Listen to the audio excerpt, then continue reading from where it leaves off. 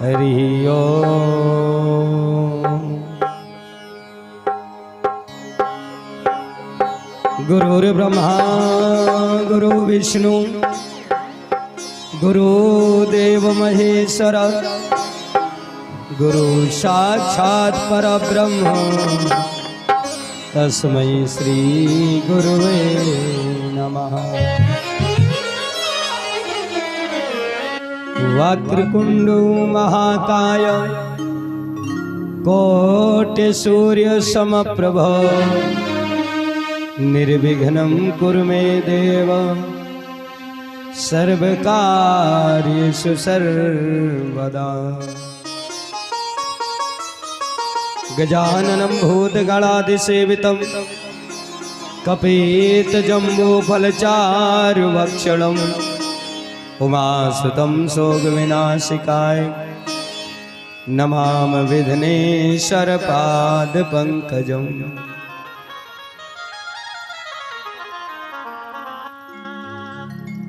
कथा प्रारंभ होता है सुनहु वीर हनुमान आसन को प्रभु आइए सखा सहित भगवान।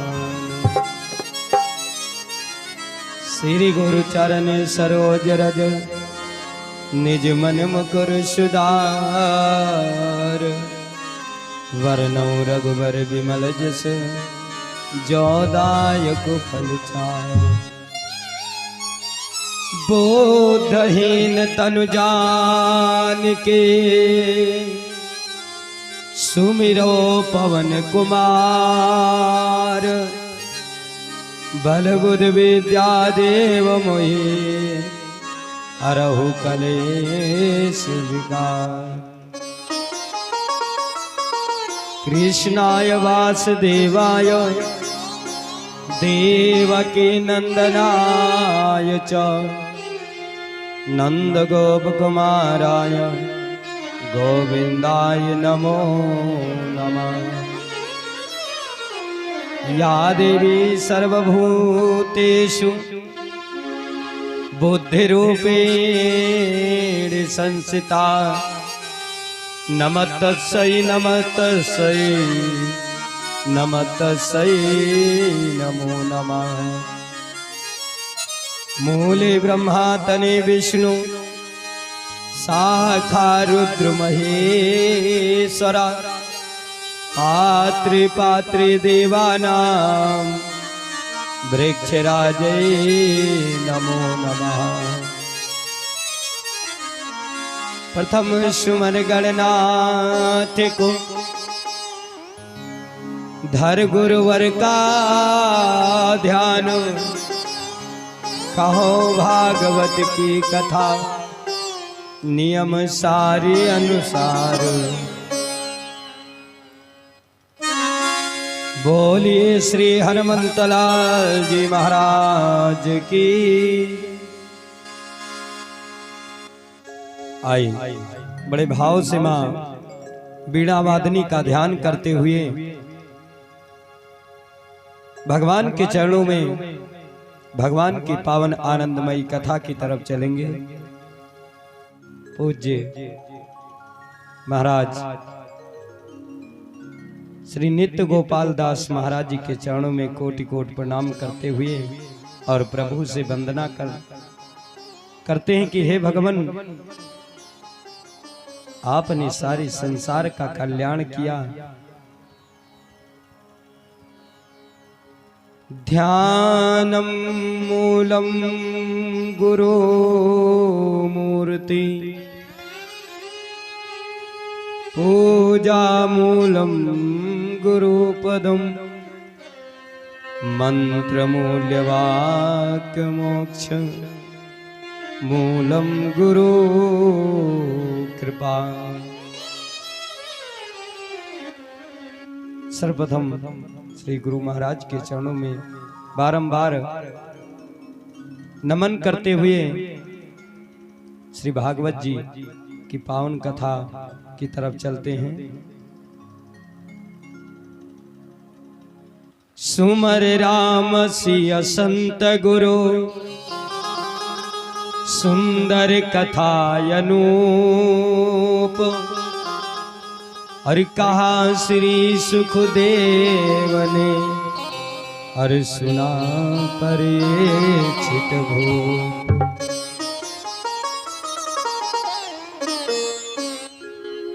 इस भागवत की पावन कथा तो महाराज सुखदेव जी महाराज परीक्षित जी को श्रवण करवा रहे हैं, क्योंकि भागवत जी में लिखा हुआ है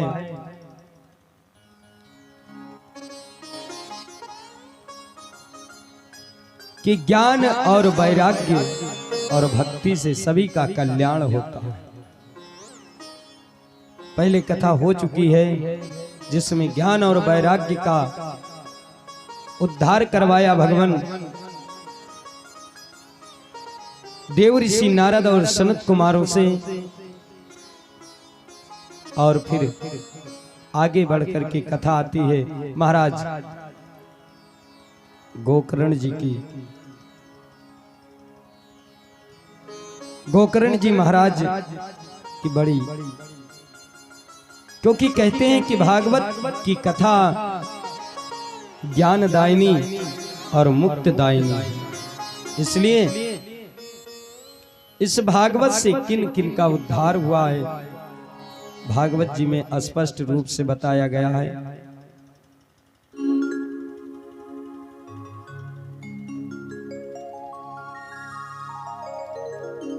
एक भारत के दक्षिण देश में एक बड़ा सुंदर नगर बसा हुआ था, और वहीं पर महाराज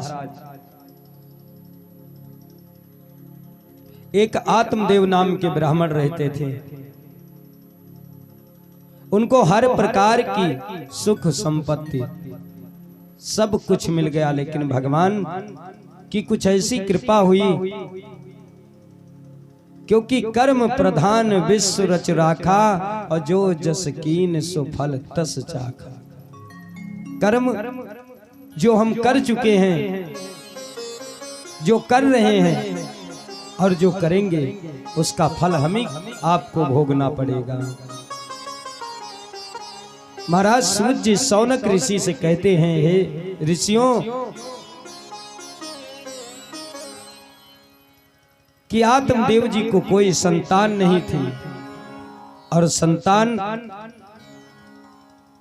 की लालसा लेकर के एक बार जमुना जंगल को चले गए, और वहीं एक सन्यासी से मुलाकात हो गई, और सन्यासी के द्वारा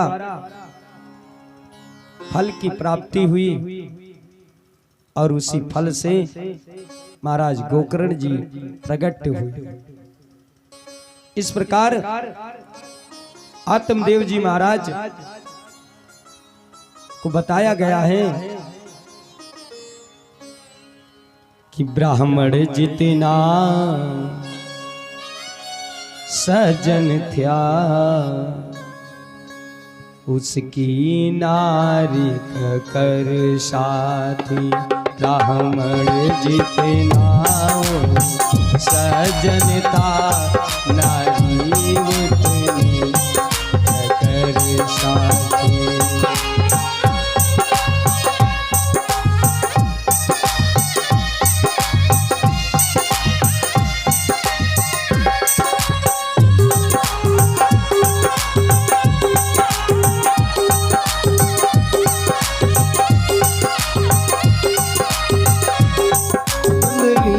के नाम उसकी नारी,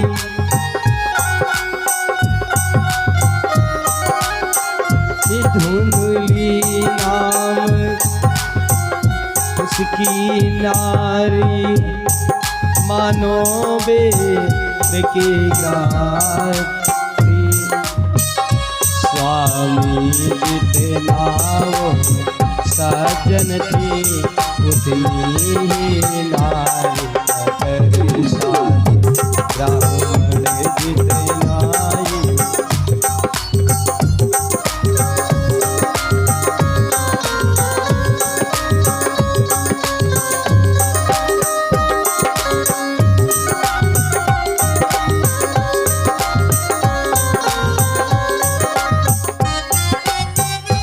गालिया सुनी अपमान सही, गालिया सुनी अपमान सही, तो भी वो छोड़ना छेड़ा था। बंधुओं बस इसी समझ रखो, ये खेर बेर का जोड़ा था। बंधुओं बस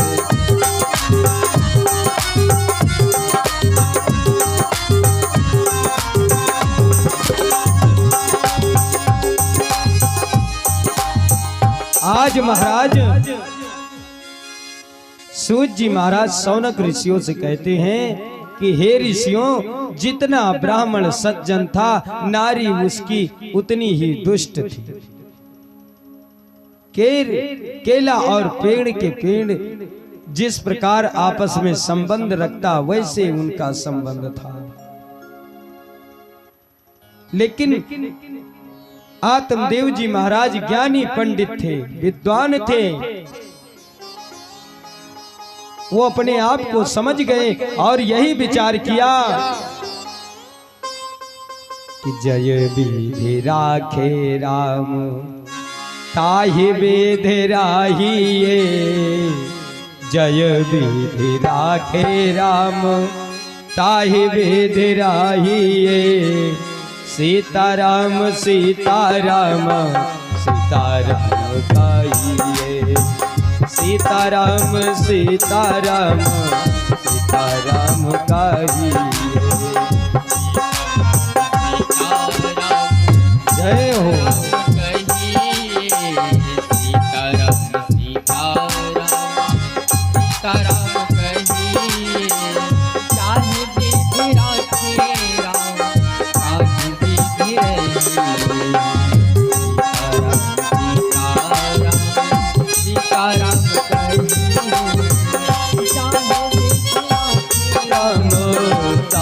वेद राहिए। सीताराम सीताराम सीताराम कहिए। सीताराम सीताराम सीताराम कहिए।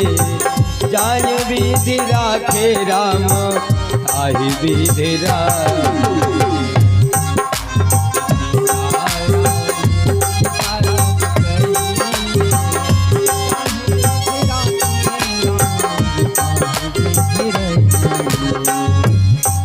और महाराज आत्मदेव जी यही समझ रहे थे कि ये प्रभु की मर्जी है और प्रभु के मर्जी के बगैर कुछ नहीं हो सकता। इसलिए महाराज अपने भाग्य को कोस करके जीवन यापन कर रहे थे। पहले तो थे विप्रवर नारी से हैरान, और वहां देव संजोग से हुई न जब संतान। चांदी सोना धेनु धन था जो भी पास, और दे डाला सब दान में, किंतु न पूंजी आस। आत्मदेव जी ने ब्राह्मण को बुलवा करके नाना प्रकार के दान दिया, सब प्रकार से सारा उपाय कर डाला, लेकिन पुत्र नहीं हुआ। तो संतान नब हो सकती है, जब विप्रदेव ने जान लिया, तब मरने का निश्चय करके, तब मरने का निश्चय करके घर बार छोड़ प्रस्थान किया।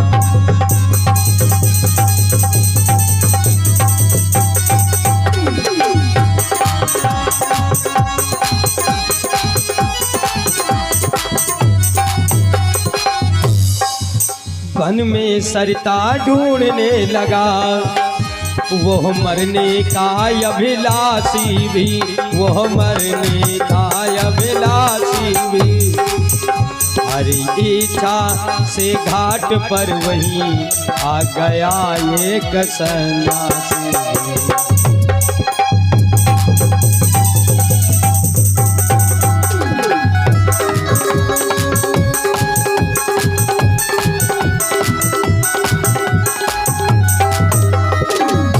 वो बोला कहाँ भटकते हो,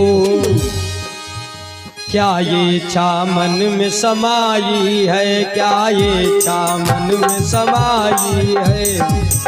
दुजराज तुम्हारे चरणों पर प्रत्यक्ष निराशा छाई।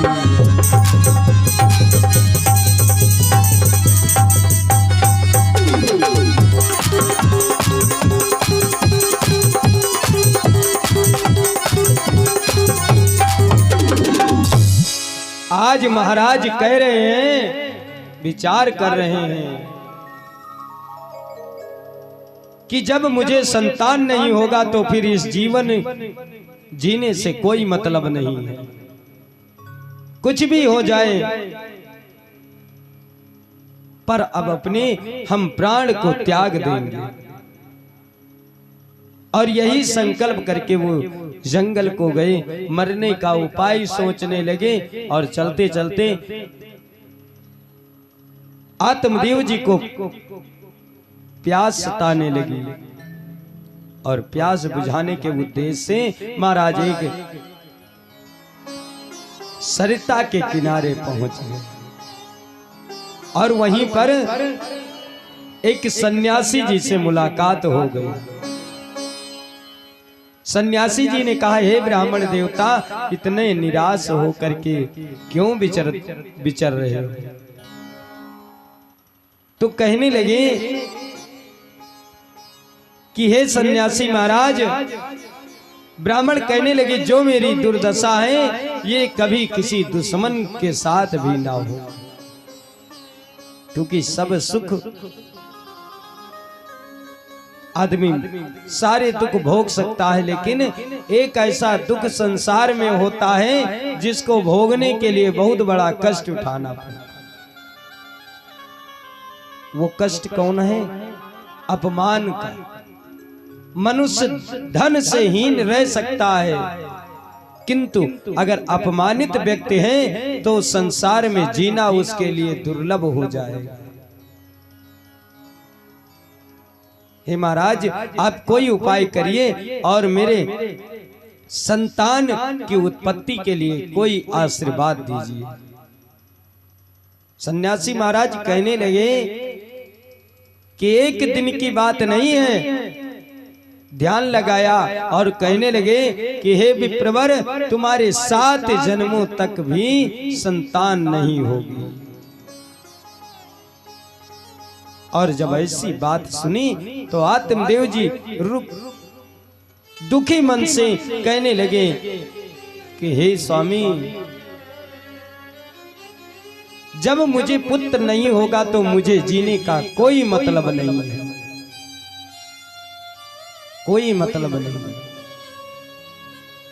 कहने लगे महाराज कि अब अगर जीना है तो मुझे पुत्र चाहिए। सन्यासी महाराज कहने लगे, पुत्र के लिए इतना क्यों परेशान हो? ब्राह्मण देवता कहने लगे कि हे महाराज, हे सन्यासी जी, जो पुत्र नहीं होगा तो मुझे मुक्ति कौन करवाएगा? मेरा उद्धार कैसे होगा?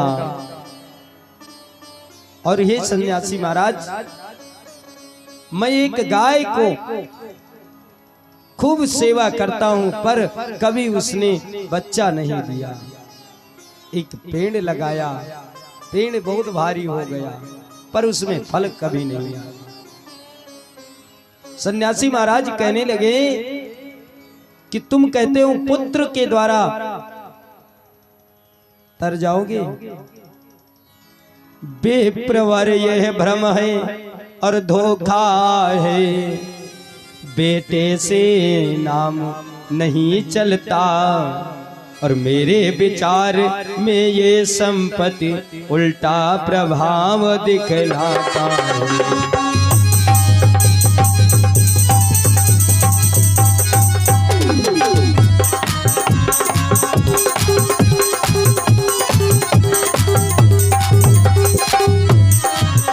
कर्मों का बोझ उठाने में बेकार से काम नहीं चलता।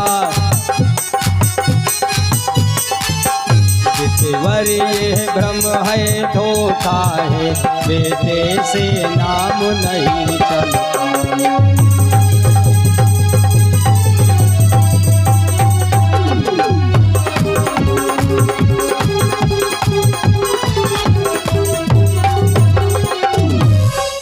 महाराज सन्यासी जी समझा रहे हैं, विप्रवर कौन तुमको धोखे में डाल दिया? अरे पुत्र हमको तार नहीं सकता। यदि पूत हुआ तो एक कुल को केवल तारेगा, और अगर कुपूत हो गया, दुष्ट पैदा ले लिया तो 7 जन्मों तक नष्ट कर देगा। हे विप्रवर, तुम वापिस जाओ और भगवान का भजन करो सिर्फ, और तुमको कुछ नहीं करना। कहने लगे महाराज समझा रहे हैं कि जितना समय तुम पुत्र में बिताओगे उतना यदि प्रभु में लगाओगे तुम सीधे वैकुंठ धाम को चले जाओगे। हे विप्रवर बार बार समझाया, एक बार नहीं कई बार समझाया, समझाते रहे, लेकिन कहने लगे विप्रवर कि दुज बोला संतान का है अब भूत सवार, और दया धाम से दीन को समझाना बेकार। महाराज कह रहे हैं कि अब मुझे पुत्र का भूत सवार हो गया, अब समझाना आपका बेकार है, हम अब समझ में हमारी बात नहीं आएगी। क्यों? क्योंकि जिस चीज के लिए एक बार मन हो जाता है और वो वस्तु जब तक नहीं मिलेगी तब तक उसी पे ध्यान लगा रहेगा।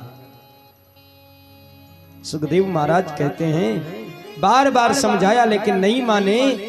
सन्यासी महाराज ने कहा ठीक है, तुम मेरी बात को एक बार जरूर ध्यान करोगे, बाद में पछताना पड़ेगा। एक झोली से फल निकाला, आत्मदेव जी को दे दिया, कहा जा करके अपने पत्नी को खिला देना, इससे तुमको एक पुत्र होगा और परम ज्ञानी होगा, वीर होगा। सुखदेव जी महाराज कह रहे हैं कि फल लेकर के जब आए महाराज धुंधली से कहने लगे कि हे प्रिय, तुम ये फल खा लो और इस फल को खाने से तुमको एक पुत्र की प्राप्ति होगी। और जो ही पुत्र का नाम सुना तो धुंधली अपनी बहन से कहने लगी, हे बहना, ये फल नहीं है, ये मेरा काल आया है, मेरे कहीं प्राण ना निकल जाए इसको खा लेने से। हमने सुना है कि जब प्रसव होता है तो बहुत तगड़ी पीड़ा होती है, और उस पीड़ा में कहीं मेरे जान चले जाएंगे तो फिर मुझे पुत्र से क्या मतलब। इसलिए हे महाराज, वो बोला मत कर बहन इसकी कुछ परवाह, और खोल रखी है देव ने पहले से। हे महाराज, चिंता ना करो, और जितना फल लाए जितना समय हुआ,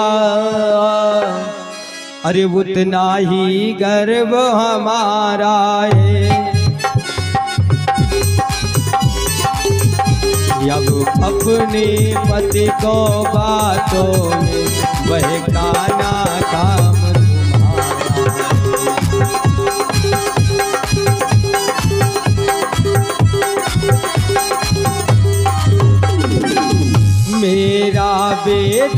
अपना कह कर बातों में उन्हें भुला लेना, बातों में उन्हें भुला लेना। फिर दूध पिलाने के मिस से मुझको भी यहाँ बुलवा लेना।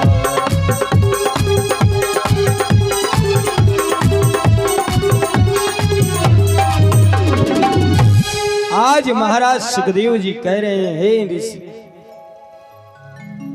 हे ऋषियों, धुंधली और उनकी बहन में ये बात हो गई। कहते हैं जिसका नाम ही धुंधली हो, धुंधलापन हो, जिसके जीवन में अंधकार बसा हो, उसको फिर चाहे जितना उजाला दिखाया जाए पर उसका अंधकार नहीं जा सकता। जिस प्रकार आप काजल की कोठरी को कितना भी साफ करो लेकिन वो साफ नहीं हो सकती। इसी प्रकार से धुंधली ने अपनी बहन से वार्तालाप करके और कहा, बहन इस फल को क्या किया जाए? तो कहने लगे इसको गाय को खिला देते, सन्यासी का फल भी देख लिया जाएगा कि कितना फल देंगे,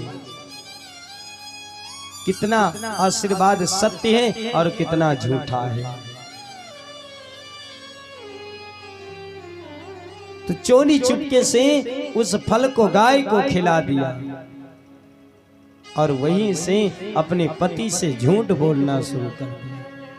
जिस परिवार में झूठ का सहारा हो वो परिवार कभी सुखी नहीं चल सकता। भागवत की कथा सुनने से क्या फायदा है? भागवत की कथा से यही एक सबसे बड़ा फायदा, क्योंकि ज्ञान की प्राप्ति होती है। देखो धुंधली ने झूठ बोला और धोखे में रखा, इसीलिए उसको इतना दुष्ट पुत्र प्राप्त हुआ। धीरे धीरे 9 महीने बीत गए। एक दिन क्या हुआ, पूरे नगर में हल्ला हो गया कि आत्मदेव जी को एक पुत्र हुआ है, एक पुत्र हुआ। और इधर क्या होता है, जो फल गाय को खिला दिया था वही फल के प्रभाव से गाय ने भी एक बछड़ा दिया। लेकिन वो गाय का बछड़ा मनुष्य के आकार का था, क्योंकि सन्यासी महाराज का उसमें आशीर्वाद था, इसलिए वो मनुष्य का ही रूप रख करके प्रकट हुए। और गाय के कोख से निकलने के कारण उस बालक के कान गाय के थे, इसलिए आज आत्मदेव जी बहुत खुश हुए और खुशी खुशी आनंद मनाया जाने लगा कि आत्मदेव जी को कोई पुत्र नहीं था और होते करते आज 2 पुत्र हो गए। इसलिए महाराज कहते हैं ब्राह्मण को बुलाया गया, ब्राह्मण से कहा गया कि हे विप्रवर, आप मेरे दोनों पुत्रों का नामकरण कर दीजिए। ज्योतिषी लोग बैठे, ब्राह्मण बैठे, अपना गणित चलाया और देखा कि ये तो अंधकार से ही पैदा हुआ है, ये तो पहले ही धुंधला है, इसलिए उसका नाम धुंधकारी रखा। और जो गाय से बालक हुआ उसका नाम, उसका कान जो था वो गाय के समान था, इसलिए उसका नाम गोकर्ण रखा। बोलिए गोकर्ण महाराज की। तो ब्राह्मण ने दोनों पुत्रों को एक समान का संस्कार करवाया, एक प्रकार की विद्या अध्ययन किया। लेकिन होता क्या है, सबसे बड़ा नाम का प्रभाव होता है। एक रूप वोसन वसन, एक रूप की चाह, पर चलते ही चल पड़े अपनी अपनी राह। थोड़े से जैसे सयाने हुए महाराज, तैसे दोनों पुत्रों का रास्ता बदल गया। एक दूसरी तरफ चल दिया, एक दूसरी तरफ चल दिया। महाराज सुखदेव जी कहते हैं, शौनक ऋषियों, गोकर्ण सुबह से संध्या तक पूजन में समय बिताने लगा। गोकर्ण सुबह से संध्या तक पूजन में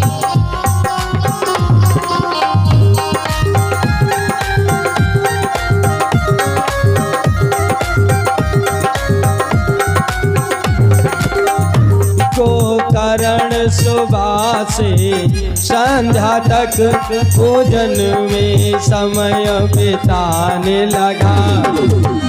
फल नीचे धुंधकारी लेकिन वैश्या के घर वो जाने लगा।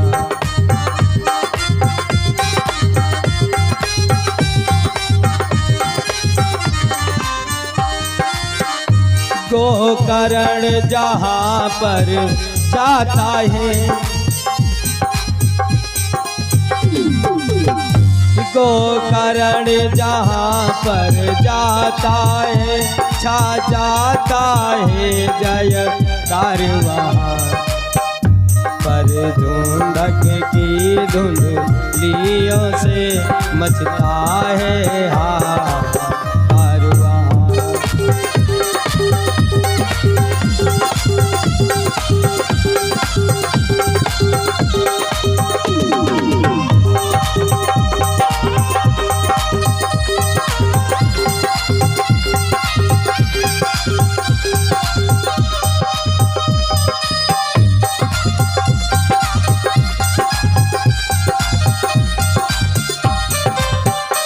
आज महाराज कह रहे हैं कि दोनों पुत्र अपनी अपनी रास्ता पर चल गए। गोकर्ण सुबह से शाम तक भगवान का पूजन करता था, लेकिन एक गांव में कुछ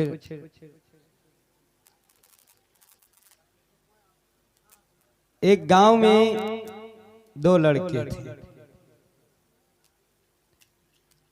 लेकिन वो किसी को नहीं मानते थे, अपने आगे किसी को मानते ही नहीं थे। तो भैया किसी को नहीं मानते थे। अब एक दिन एक बाबा जी के पास आ गए।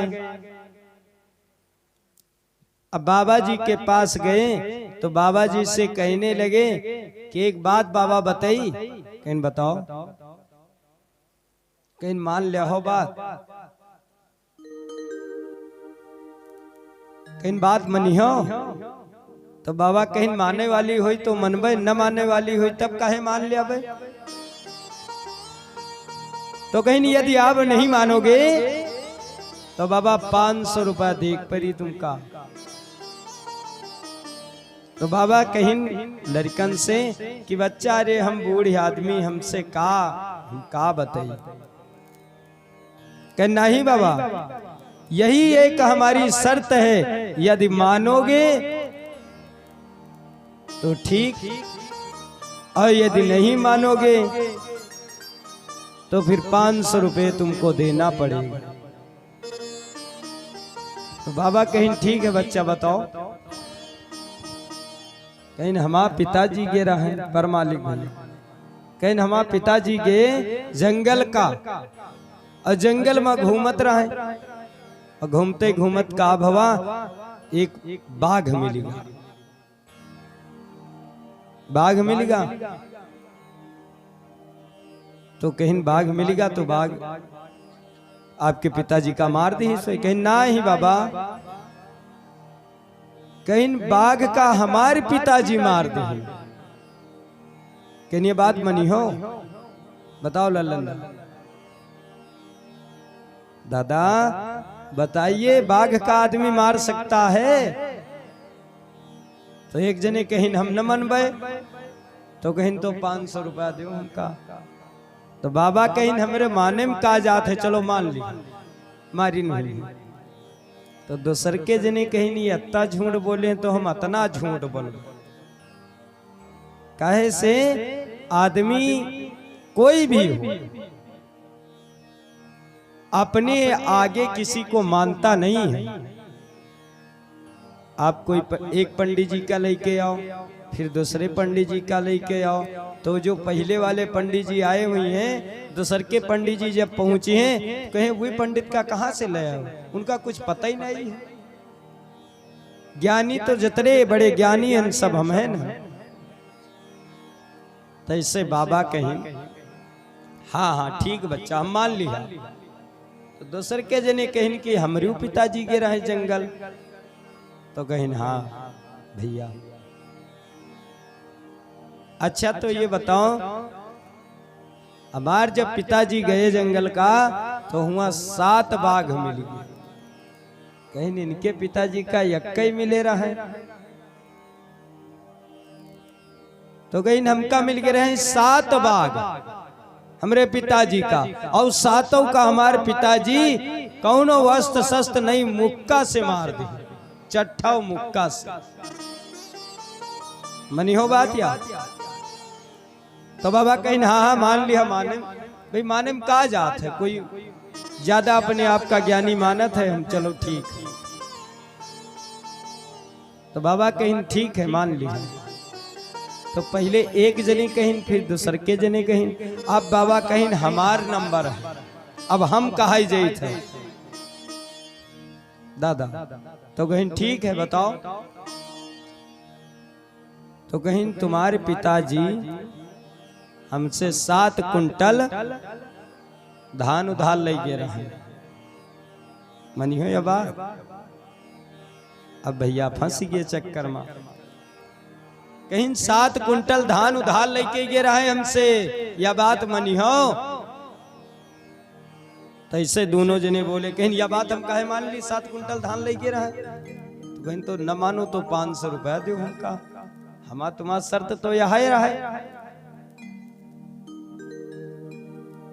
तो कहीं नु लड़का कहीं दोनों जने कहीं हाँ हाँ मान लिया, हाँ ले गए हुई है, ले गए हुई। तो कहीं तो बताओ दिया हो का? अरे बात मानत हो कि हमारे पिताजी 7 कुंटल धान लेके गए रहे हैं, तो बताओ वापसी कब करी? आज 4 आदमी हैं, उनके सामने बताए दो महाराज। अब चुप हो दोनों जने। अगर मान ले कि 7 कुंटल धान ले गए रहे तो दिया हो कब? वापिस करे बताओ। और अगर नहीं मान रहे हैं आप तो बताओ 500 रुपया दो। कहने का मतलब यही है कि अगर हमसे कोई बुजुर्ग है, हमसे कोई सम्मानित व्यक्ति है, उससे कभी भी हमको बात नहीं लगानी चाहिए, क्योंकि बात लगाने से हमारा ही नुकसान हो। जैसे आपसे अभी हम बात लगा दें दादा, तो का हम जीत सके थे? नहीं जीत सके।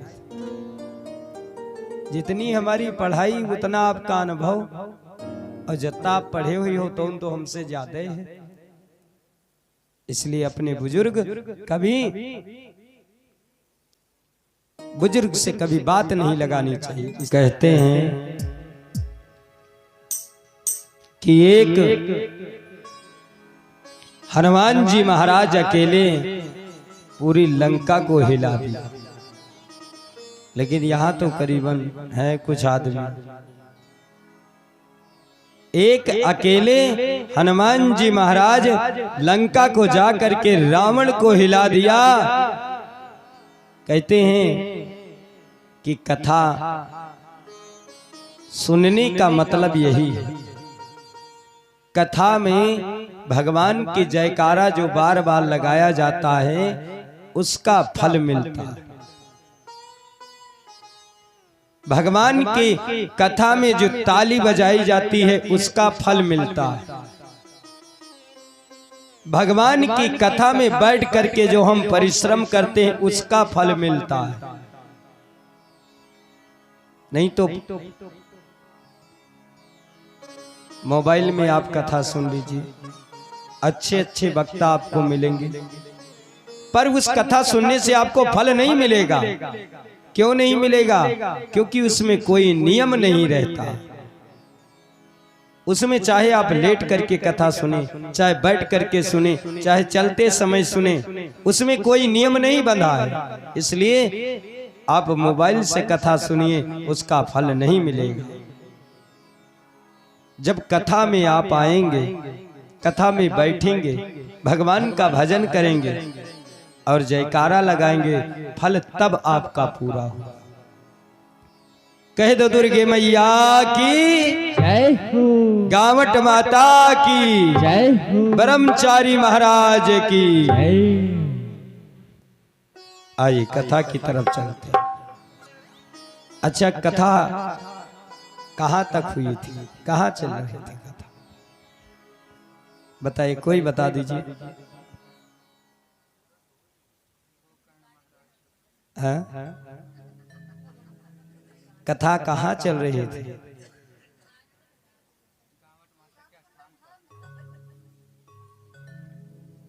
यही बात है ना। कथा सुनने से मतलब नहीं है। आपने कथा एक सुना होगा, एक महात्मा जी जा रहे थे चौराहे पर और उस चौराहे पे दो मूर्ति रखी हुई थी। एक मूर्ति की कीमत 1 लाख और दूसरी मूर्ति की कीमत 10,000। एक तरह की बनी थी, मिट्टी की दोनों मूर्तियां थी। आज महाराज एक महात्मा जी उधर से गुजरे और महात्मा जी से कहने लगे कि महाराज, इसमें एक अष्टधातु की मूर्ति है और एक मिट्टी की मूर्ति। अष्टधातु बहुत महंगा होता है, लेकिन मिट्टी की ही दोनों मूर्ति थी, किंतु उसका रेट अलग अलग था। दुकानदार से पूछने लगे महात्मा जी कि भैया, जब ये दोनों मिट्टी की मूर्ति हैं तो आप एक अष्टधातु की कीमत लगाए हैं 1 लाख और एक आप मिट्टी की कीमत लगाए हैं 10,000, इसमें अंतर क्या है? तो दुकानदार ने कहा महात्मा जी से कि इसकी पहचान तुम बताओ, और अगर पहचान सही कर दोगे तो ये मूर्ति आपको फ्री में मिल जाएगी। महात्मा जी ने कहा, फिर इसमें पहचान करने में क्या दिक्कत है? महात्मा जी ने कहा, ठीक है, अभी हम पहचान करते हैं। एक सुतरी का गोला उठाओ और सुतरी का गोला कस दिया, खूब कस करके, और फिर उस मूर्ति के कान में डालने लगे। जब कान में डालने लगे तो एक मूर्ति के कान में रस्सी डाल रहे थे और वो सीधे पेट को जा रहे थे, यानी पूरा गोला मूर्ति के पेट में चली गई रस्सी का। और एक मूर्ति दूसरी मूर्ति के पास गए तो जब कान में रस्सी डाली तो इस कान में डाली और इस कान से रस्सी निकल गई। महात्मा जी ने फौरन उस मूर्ति को उठा करके फेंक दिया, तोड़ दिया, कहा ये नकली है और ये असली है।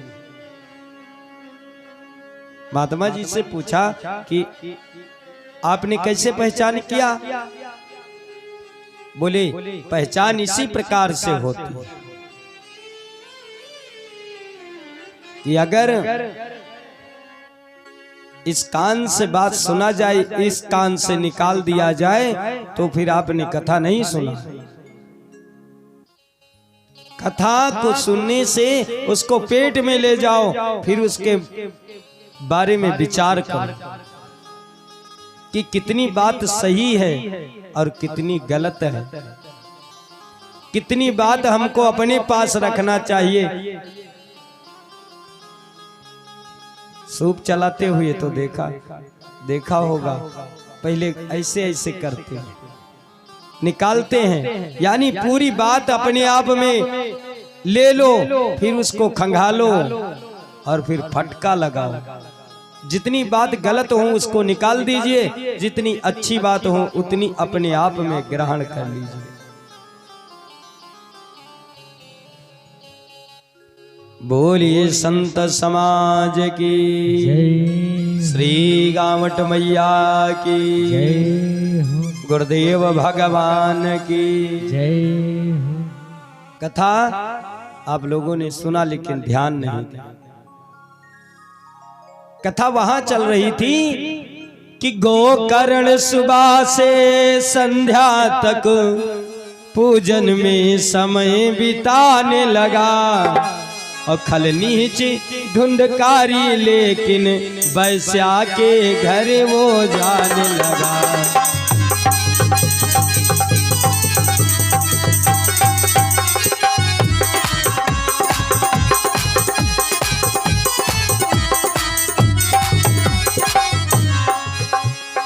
महाराज बता रहे थे कि एक प्रकार के दोनों पुत्रों का पालन पोषण किया गया, लेकिन ये भैया नाम का प्रभाव होता है, कर्म का प्रभाव होता है। धुंधकारी जो था वो वैश्या घर जाने लगा, सुरापान करने लगा, मधुपान, और गोकर्ण जी महाराज भगवान की पूजा में लीन हो गए। दिन रात पूजन भगवान का करते थे। गोकर्ण जहां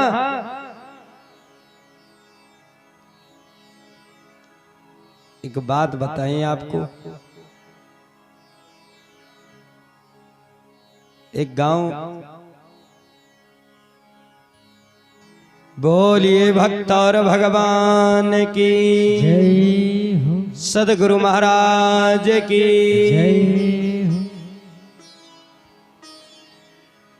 कुछ नहीं, अभी आपने क्या कहा था कि सीताराम सीताराम सीताराम कहिए, जय विधि राखे राम ताहि विधि रहिए। सीताराम सीताराम सीताराम कहिए, जय विधि राखे राम ताहि विधि रहिए।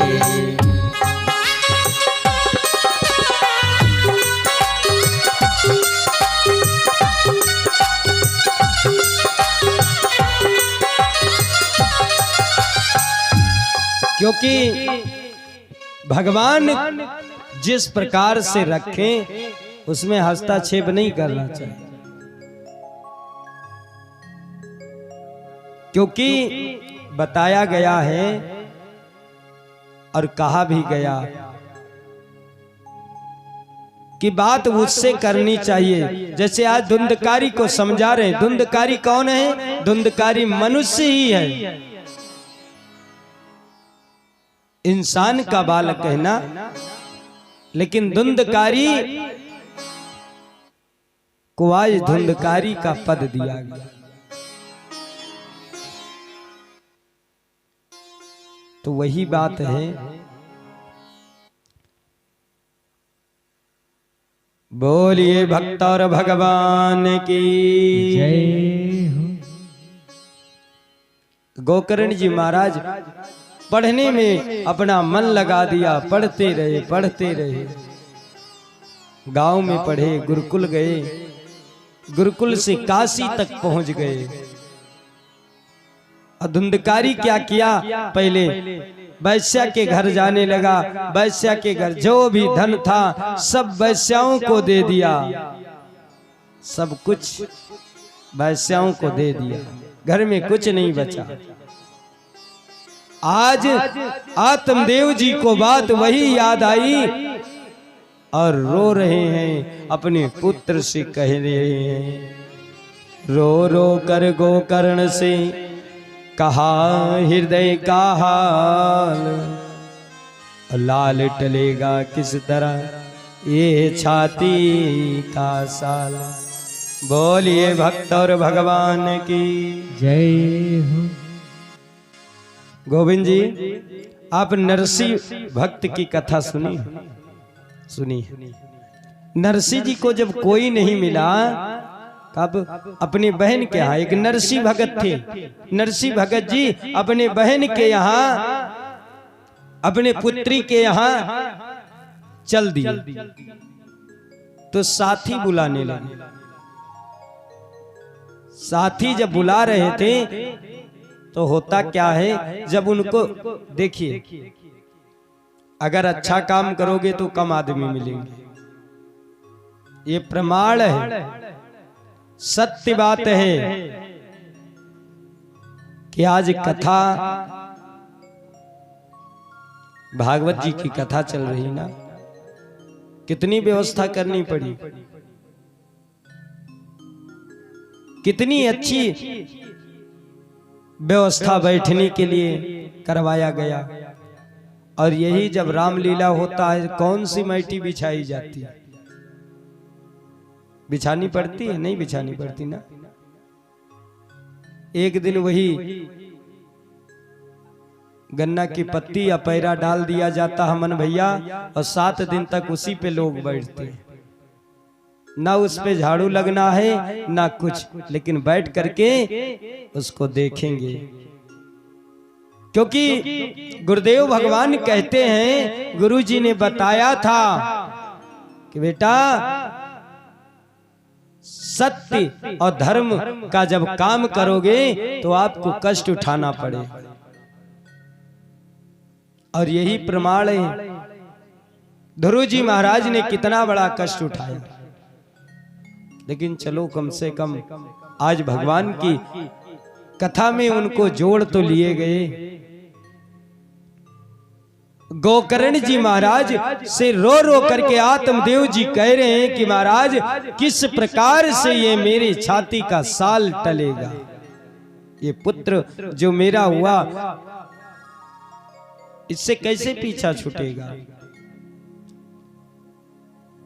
तो आत्मदेव जी को आज उनका स्वयं का पुत्र गोकर्ण जी समझा रहे हैं, कह रहे हैं पिताजी हे तात, अब मोह माया छोड़ दीजिए, मोह माया छोड़ करके और फिर आप भगवान के ध्यान में लीन हो जाएं। भगवान के ध्यान में जब आप जाएंगे आपको परम शांति मिलेगी। गुरुदेव जी हमारे कहते थे, अमन भैया, गुरु जी जो हमारे थे पंडित श्री राजीव कुमार कोटवाल जी, गुरु जी कहते थे अगर आप कथा कह रहे हैं और कथा कहने में सुनने वाले भक्त ना में अपनी आंखें बंद कर लो, समाज तुम्हारे सामने लगी रहे।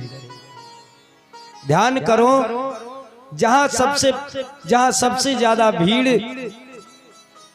रही हो वहां का ध्यान करिए, आंख बंद करिए और कथा कहिए, पूरी जनता वही आपको दृश्य दिखाएगी।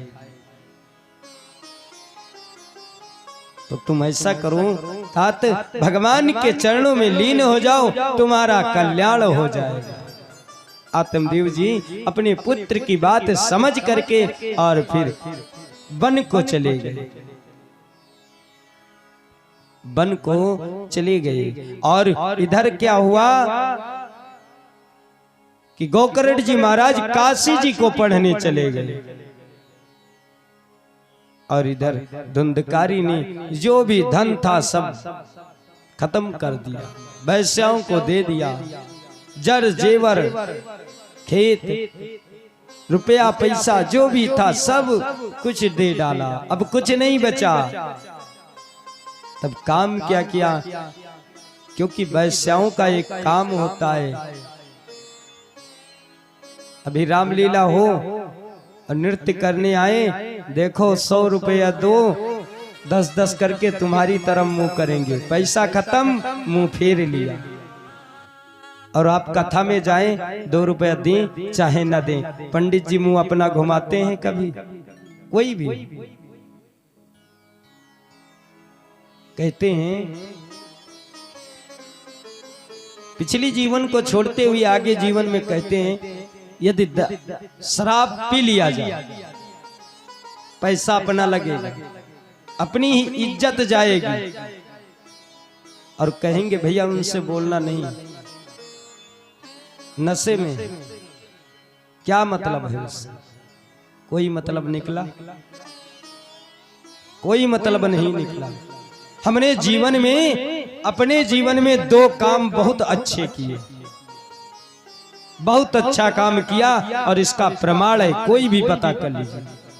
एक तो सिसैया में हमने जजमानी करके सबको भक्त बना दिया, चाहे वो किसी के भक्त हों, पर लेकिन जब से हम जजमानी किए हैं, इससे पहले कभी उनके यहाँ पूजा पाठ आपने सुना, देखा? और दूसरा, बग्गर में कल्लू सिंह को सबसे पहले राह हमने उन्हीं को दिया था। कहते चाहे झूठ कहे चाहे साज कहे, लेकिन आज वो कहते हैं कि महाराज आप आए तो हमारा जीवन सुधर गया। भले वो किसी के चेला हो, किसी के भक्त हो, लेकिन भक्त तो हो गए। कथा का मतलब होता है, आप यज्ञ करने जब जाएंगे, अच्छी अच्छी यज्ञों में, चाहे अच्छी हो चाहे छोटी हो चाहे बड़ी हो, यज्ञ यज्ञ होता है। चाहे उसमें 5 आहुति पड़े, वो भी हवन कुंड ही माना जाएगा, और चाहे 5000 पड़ जाए तब भी वो हवन कुंड ही रहेगा, कि और कुछ रहेगा। यज्ञ करने से पहले एक संकल्प लिया जाता है कि आज से मैं एक अपने दुर्गुण यहीं पर संकल्प लेता हूं कि इसी अग्नि में जलाकर नष्ट कर दूंगा। एक दुर्गुण छोड़ा जाता है। यानी जगन्नाथपुरी को आप चले जाइए, जगन्नाथपुरी जब जाएंगे तो आपको एक सब्जी छोड़नी पड़ेगी। दादा, सब्जी एक छोड़ना पड़ेगा, लेकिन सब्जी कौन छोड़ेंगे? जो कभी उन्होंने खाया ही नहीं हो, जो देखा नहीं, उसी को त्याग देंगे। किसको त्याग दिया? लेकिन जगन्नाथपुरी का नियम क्या है कि जो हमको सबसे ज्यादा प्रिय है उसका त्याग करना चाहिए। जैसे हम गुरु दीक्षा लेने के लिए, यानी गुरु मंत्र लेने के लिए जब तैयार हुए, तो हमको घर में रोका गया कि अभी मंत्र लोगे, अभी समय आएगा तब लेना। भाई 1 साल किसी प्रकार से हम काटे धीरे धीरे।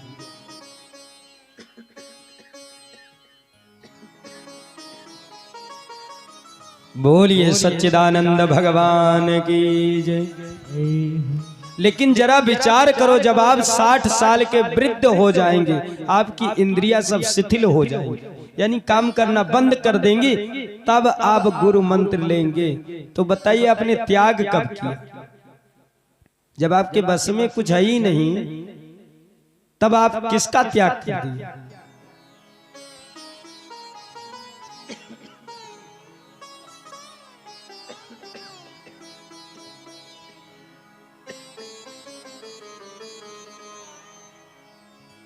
बोलिए सच्चिदानंद भगवान की जय। तो बताइए आप, मनुष्य चाहे कोई हो, अब मान लीजिए हम कोई चीज त्याग दिए कि ये अब हम नहीं खाएंगे, वो हमको मिलना नहीं है, तो आपने छोड़ा क्या?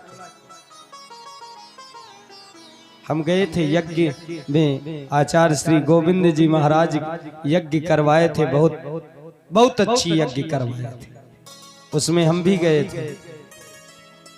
वहां भाई संकल्प लेना शुरू हुआ, हमसे बोले तुम भी संकल्प लो महाराज। हमने कहा हम संकल्प नहीं लेंगे। क्यों? क्योंकि हमको संकल्प लेने का विधान पता। संकल्प में वही त्यागा जाता है जो सबसे प्रिय हो, और मान लीजिए हम उसको नहीं त्याग कर पाए तो फिर उस संकल्प का दोष लग जाएगा। इसलिए सोच समझ करके कोई भी काम किया जाए, सोच समझ कर किया जाए। आज गोकर्ण जी महाराज के कहने पर आत्मदेव जी चले गए। अभी जो हम बता रहे थे कि वैश्याओं ने पैसा खत्म, आपके तरफ से मुख मोड़ लिया, तब चोरी करना शुरू कर दिया। चुराते थे, ला करके उन्हीं को दे देते थे।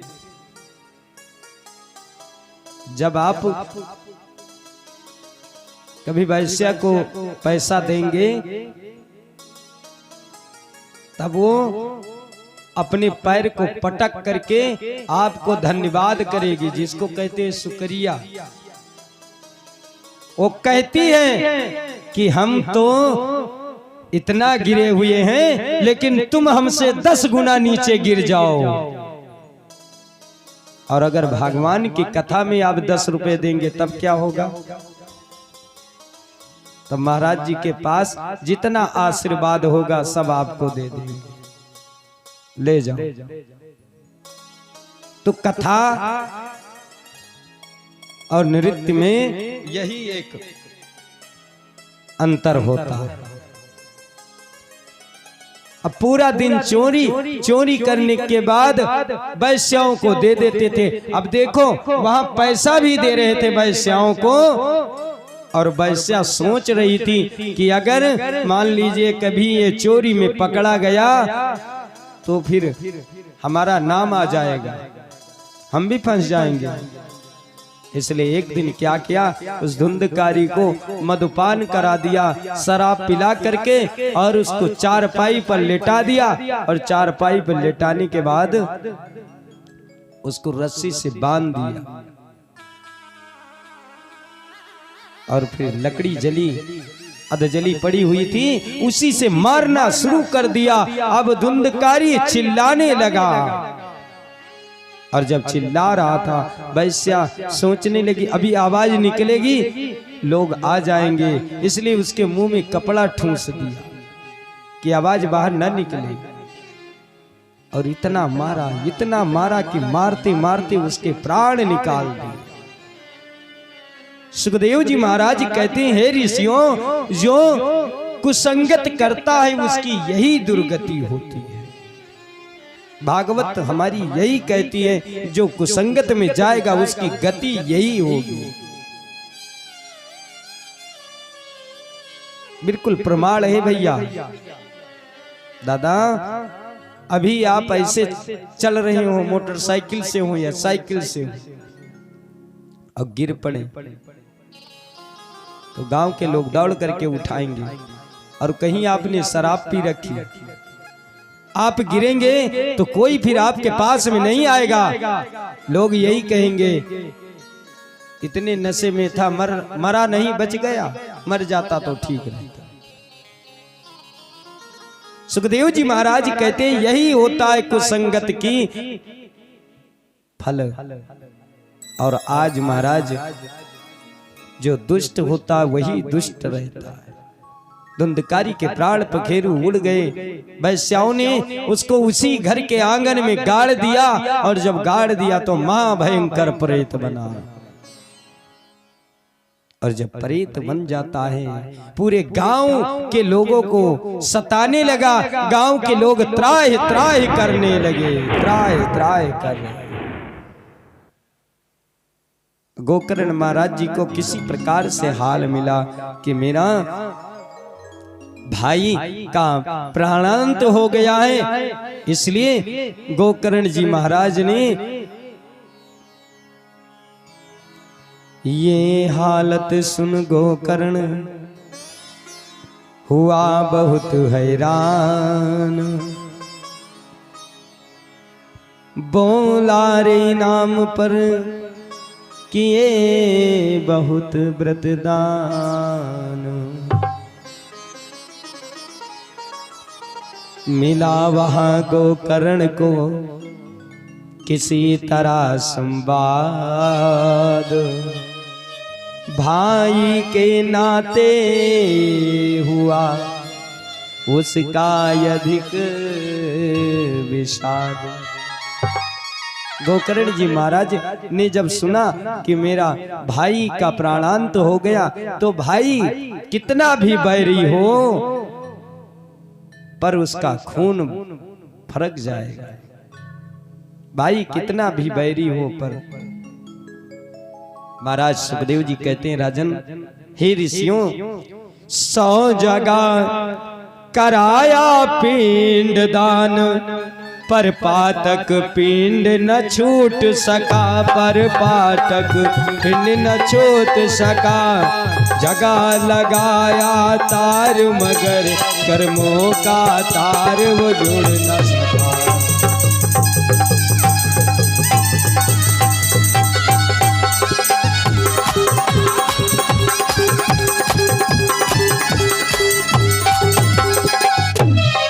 आज महाराज 100 जगह जाकर के पिंड दान किया और फिर अपने भाई का हाल लेने के लिए गांव में जब पहुंचे, गांव वाले ने कहा ये भैया उधर मत जाना, वहां एक प्रेत रहता है। गोकर्ण के मारे डर से लोग गांव छोड़ करके चले गए, दूसरा गांव बना लिया। और गोकर्ण महाराज ने कहा ठीक है हम चल के देखते हैं। तो गोकर्ण जहां पर घर आया, त्यों ही प्रेम दिखाने लगा, त्यों ही वे प्रेम दिखाने लगा। सुकर भैंसा घोड़ा बकरा बन बन कर आगे आने लगा।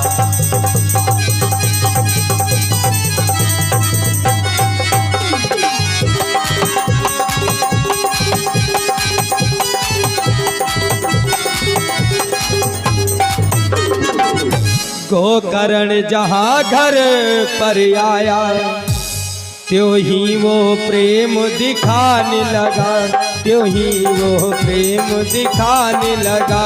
सुकर भैंसा घोड़ा बकरा बन बन कर आगे आने लगा।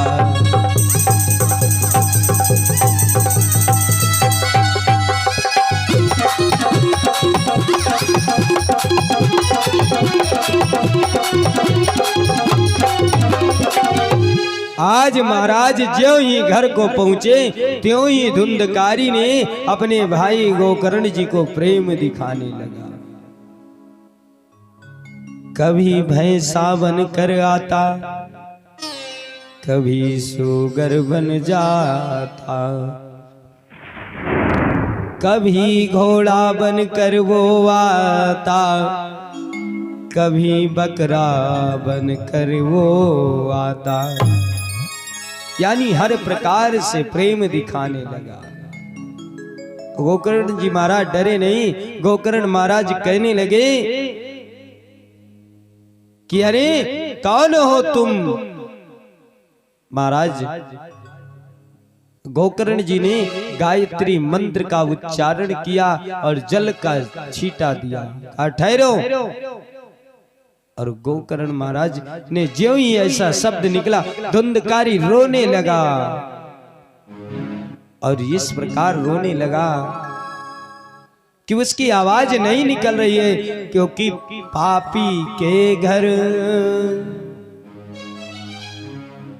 के घर में भी कितना भी वो लक्ष्मी तो होती है, पर आज महाराज कह रहे हैं कि हे ऋषियों, जब बार बार कह रहे गोकर्ण महाराज ठहरो, बताओ तुम कौन हो?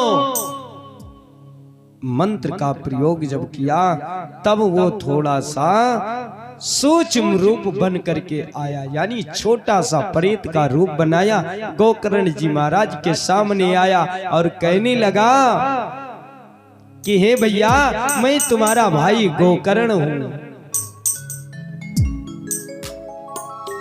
कहने लगे गोकर्ण से, हे भैया मैं तुम्हारा भाई धुंधकारी हूं। और जब ये बात सुनी तो गोकर्ण जी महाराज कह रहे हैं कि अरे भैया तुम्हारे लिए तो मैं हरिद्वार, गंगा हरिद्वार प्रयाग गया, शुभदान श्राद्ध कर आया हूँ। और संसार के सिद्ध गया तीर्थ, उस जगह पिंड धर आया हूँ।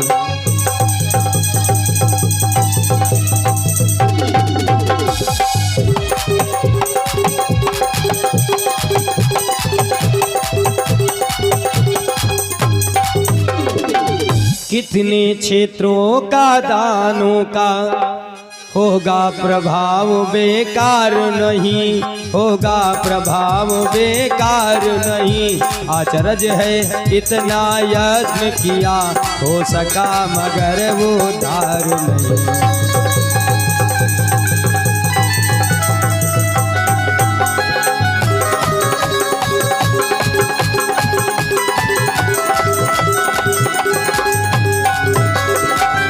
आज गोकर्ण जी महाराज धुंधकारी से कहते हैं, भैया किस संसार में तीर्थ के राजा प्रयाग में मैं गया, पिंड दान किया, हरिद्वार जाकर के पिंड दान किया, और संसार में ऐसा बताया गया है कि अगर गया को चला जाए तो उसके पूर्वज तक तर जाते हैं, सब तर जाते हैं।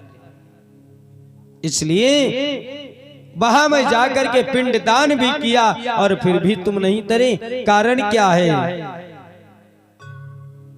कहने लगे महाराज भैया मैं इतना बड़ा पापी हूं, आप 100 जगह पे कह रहे हैं 1000 जगह पर पिंड दान करो, पर मेरा उद्धार नहीं होगा। लेकिन हे भैया, भाई के नाते होने के कारण आप किसी न किसी प्रकार से मेरा उद्धार जरूर करवा दें।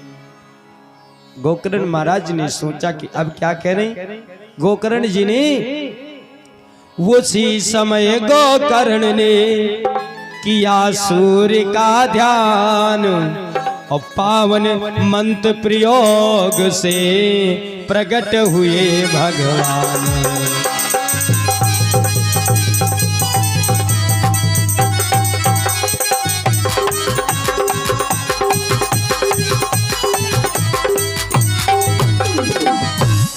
बोले बेटा इस चिंता में तू इतनी जान लड़ाता है, इतनी जान,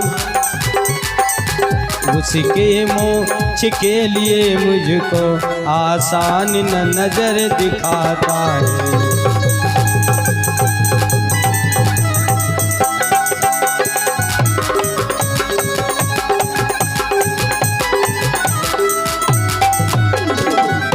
महाराज सुखदेव जी कह रहे हैं, ऋषियों जब गोकर्ण जी महाराज ने भगवान सूर्य का ध्यान लगाया तो सूर्य का ध्यान लगाते ही सूर्य भगवान प्रकट हो गए और कहने लगे कि भैया ए बेटा ये इतना बड़ा पापी है, दुष्ट है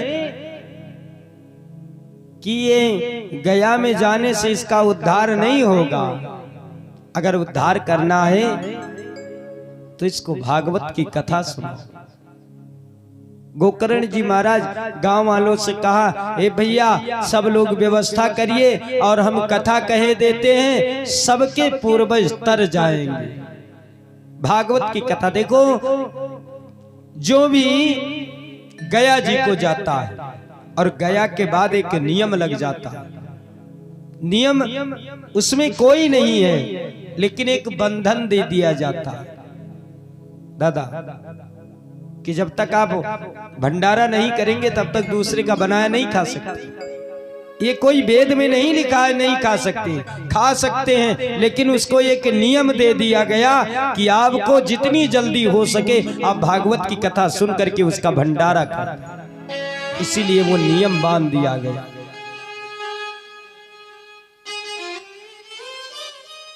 इसीलिए ये बताया गया है कि जब आप भंडारा कर लेंगे और सभी को बुला करके भोज करवाएंगे, उसके बाद में आप कहीं भी भोजन पा सकते हैं। ये नहीं है उसका नियम कि आप किसी का बनाया नहीं खा सकते। उसका नियम ये है कि घर के बाहर का नहीं खा सकते। ये नहीं है कि वहां गए हम अपने आप बनाएंगे खाएंगे पूरा होगा, ये नहीं है। उसका नियम यही बताया गया है कि आप जितनी जल्दी हो सके भागवत की कथा करवाएं और भंडारा करें।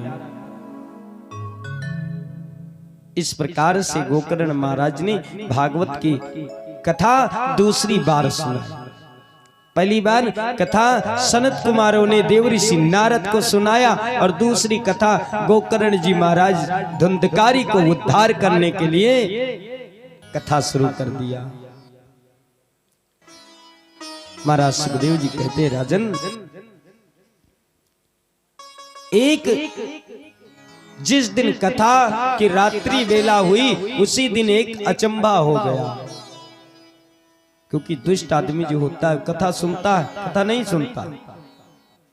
गोकर्ण जी महाराज जब कथा कह रहे थे, धुंधकारी को बैठने के लिए कोई जगह ही नहीं मिली, उसको पकड़ कर बैठाते थे, बैठो कथा सुन।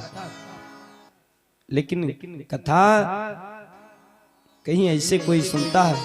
जो दुष्ट होता वो कथा सुनेगा? अगर कथा ही सुन लेगा तो दुष्ट कैसा रह जाएगा।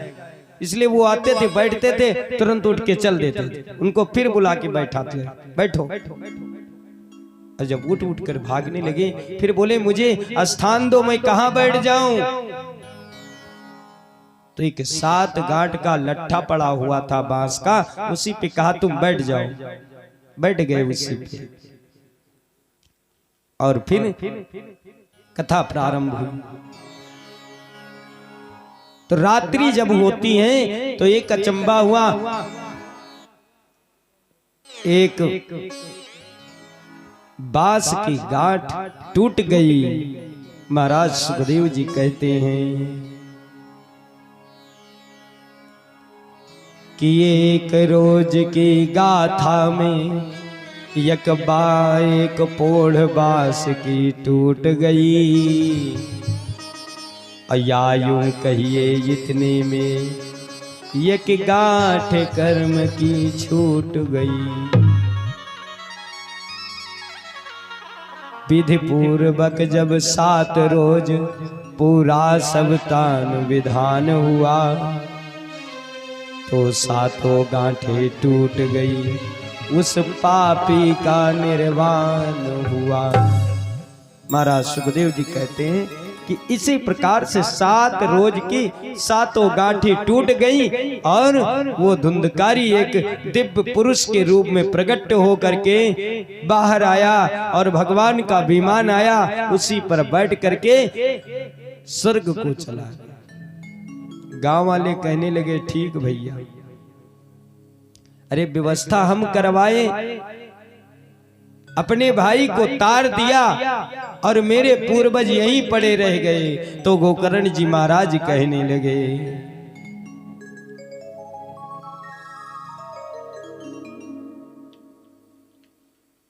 गोकर्ण जी महाराज ने कहा कि सबका अपना अपना प्रेम है, अपना अपना भाव। जैसा जिसका प्रेम है उतना ही उसका कल्याण। अपना अपना भाव सबका। सब श्रोता श्रोता रूप नहीं, कुछ सोते और सरोते हैं। इसलिए कथा सुनने पर भी फल एक से एक होते नहीं। महाराज कथा 10 लोग सुनते हैं, लेकिन फल उसको 10 प्रकार का मिलता है। अपना अपना भाव है, अपना अपना ध्यान। जितना जिसका प्रेम है उतना ही कल्याण। इस प्रकार से महाराज सुखदेव जी कहते हैं कि गोकर्ण महाराज ने कहा, फिर से तुम लोग व्यवस्था करो, मैं फिर से कथा सुनाता हूं, और ध्यान से कथा सुनो, तुम्हारा कल्याण हो जाएगा। फिर से गोकर्ण महाराज ने उसी जगह पर 7 दिन की कथा फिर से श्रवण करवाई, और सबका कल्याण हो गया। तो बोलिए भक्त और भगवान की, बोलिए संत और समाज की। महाराज गोकर्ण जी कह रहे हैं, गोकर्ण जी के द्वारा आज धुंधकारी का उद्धार होता है। भागवत की वो कथा है जो कथा सुनने मात्र से ये लोग तो बनता ही बनता है, बाकी अगले जन्म का भी कल्याण हो जाता है। आप लोगों ने एक कथा बहुत सुंदर सुनी होगी, महाराज कुआस जी की कथा। कहते हैं हमारे पूर्वज इंतजार करते हैं कि हमारा पुत्र जब होगा तब पुत्र के द्वारा हमारी मुक्ति होगी। इनको कोट कोट धन्यवाद बोलेंगे, ऐसी बात नहीं है।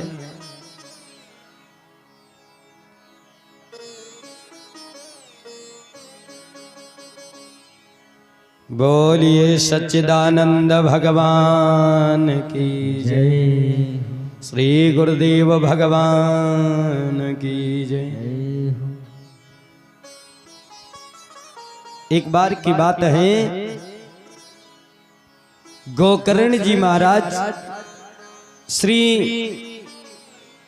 सुखदेव जी महाराज कहते हैं ये बात उस समय की है जिस समय महाराज महाभारत का युद्ध रचा गया। उसी समय की बात है, किया समर में भीम ने कुरुपति का आघात, उसी शांत हित द्रोणी ने की कुचाल विख्यात। महाराज भीम जी ने दुर्योधन को परास्त कर दिया। दुर्योधन जी परास्त हो गए तो गुरु द्रोणाचार्य जी का पुत्र जो था अश्वत्थामा, उसने एक प्रतिज्ञा किया कि जिन्होंने मेरे मित्र की ये दुर्दशा किया है मैं उनको जीवित नहीं छोड़ूंगा। और होते करते महाराज सुखदेव जी कह रहे हैं, हे ऋषियों, इस प्रकार से द्रोणी ने जा करके और पंचाली के पुत्रों का वध कर दिया। जब पुत्र का वध सुना, पुत्र का वध सुन करके पांचाली रोने लगी और रोते रोते भगवान को पुकारने लगी। आज द्रौपदी जी रो रो करके कन्हैया को पुकारा, प्रभु अब तुम्हारे सिवा मेरा कोई सहारा नहीं। भगवान आ गए, कहने लगे, द्रौपदी रो रो करके कहती है कि हे वासुदेव, मेरे पुत्र को मार दिया। जो मेरे पुत्र किसी का कुछ नहीं बिगाड़ा और आज उन्हीं का वध कर दिया गया, निर्दोष मारे गए। कहने लगे, भीम ने तुरंत लहराते हुए अपने गदा उठाया और प्रतिज्ञा किया कि जो भी अब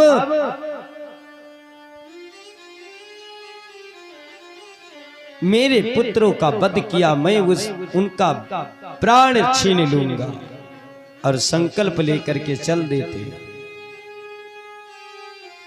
भगवान मन में विचार कर रहे हैं कि प्रतिशोध लेने के लिए तो भीम, अर्जुन, नकुल, सहदेव, युधिष्ठिर जी चल देते हैं, पर कौन किसका वध किया ये कुछ नहीं पता। भगवान कह रहे हैं किसको ढूंढने जा रहे हैं। द्रोणाचार्य जो था, द्रोणाचार्य जी के पुत्र जो था अश्वत्थामा, अश्वत्थामा अजय था। भगवान ने कहा देखो कैसे संकल्प ले लिया, उसका वध इनके हाथ में है नहीं। कहते हैं भगवान, गीता में बताया गया कि अहंकार ही मेरा भोजन है। आज भीम जी को अहंकार आ गया कि मैंने दुर्योधन को परास्त कर दिया तो अब संसार का कोई मुझसे नहीं जीत सकता। इसीलिए भगवान ने कहा ठीक है चलो। अश्वत्थामा से मुलाकात हो गई, युद्ध हुआ, अर्जुन से युद्ध होने लगा। अर्जुन महाराज ने ब्रह्मास्त्र का प्रयोग किया। द्रोणाचार्य भी ब्रह्मास्त्र का प्रयोग करते हैं। भगवान मन में विचार किया यदि ब्रह्मास्त्र और ब्रह्मास्त्र का टक्कर हो जाएगा तो ये समय से पहले ही पृथ्वी नष्ट हो जाएगी। इसलिए गुरु अगस्त को आदेश दिया, अगस्त मुनि जा करके उन दोनों ब्रह्मास्त्र को अपने हाथ पे रोक लिया और कन्हैया से कहने लगे, हे माधव अब बताओ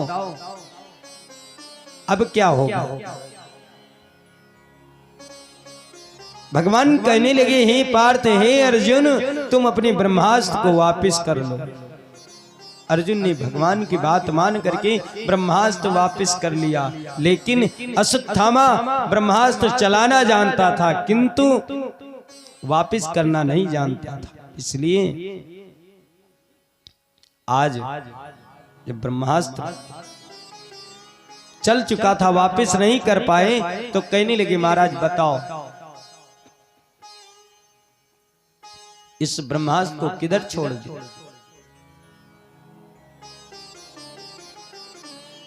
अगस्त मुनि ने उस ब्रह्मास्त्र को उत्तर की दिशा में छोड़ा, जहां पर अर्जुन के पुत्र अभिमन्यु की पत्नी उत्तरा जो थी उस समय गर्भ में थी और वही ब्रह्मास्त्र जा करके उत्तरा के गर्भ में लग गया। गर्भ में जलन होने लगा और इतनी जोर जलन होने लगी मानो कि गर्भपात हो जाएगा। उसी समय उत्तरा ने भगवान से आदेश अरदास लगाया, हे प्रभु, हे ठाकुर जी महाराज, प्रभु अब आकर के मेरे प्राण को बचाओ और मेरे गर्भ की रक्षा करो।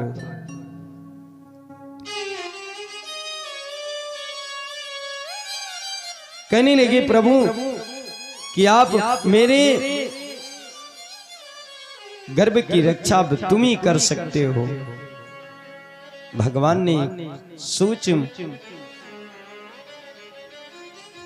एक छोटा सा रूप बनाया, गर्भ के अंदर प्रवेश कर गए और वहां जा करके उत्तरा के गर्भ की रक्षा किया।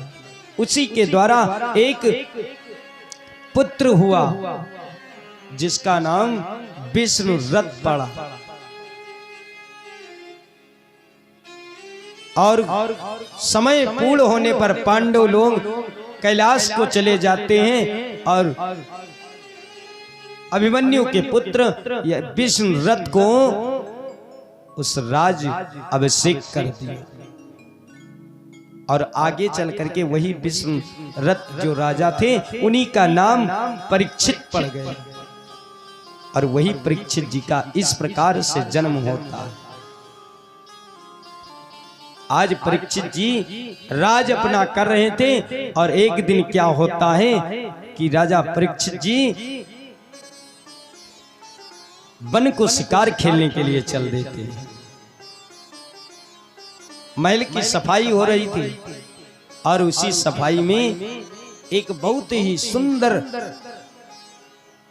रत्नों से जड़ा हुआ एक मुकुट मिला और उस मुकुट को राजा परीक्षित जी ने देखा और उन पर मोहित हो गए और वही परीक्षित जी ने अपने सर पर मुकुट धारण कर लिया।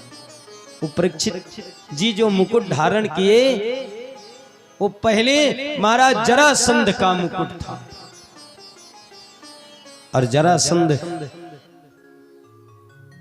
को भीम ने परास्त किया और वो मुकुट लेकर के अपने राजमहल को वापस आ गए। वही मुकुट आज मिल जाता है परीक्षित जी को। परीक्षित जी ने आज वही मुकुट को धारण किया और धारण करने के बाद शिकार खेलने के लिए चल देते हैं।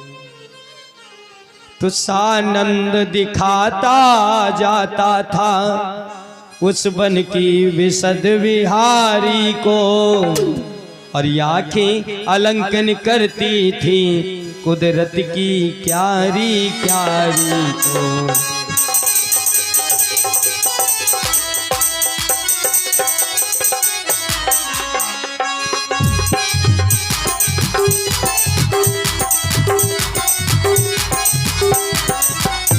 सानंद दिखाता जाता था,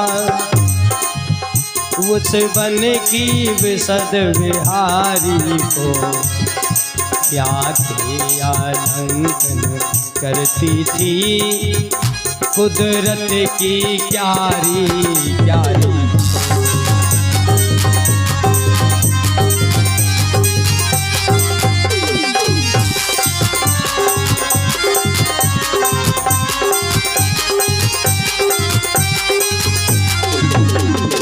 आज परीक्षित जी महाराज रथ पर सवार होकर के चलते हैं और चलते चलते होता क्या है, बड़ा ही आनंद से जा रहे थे।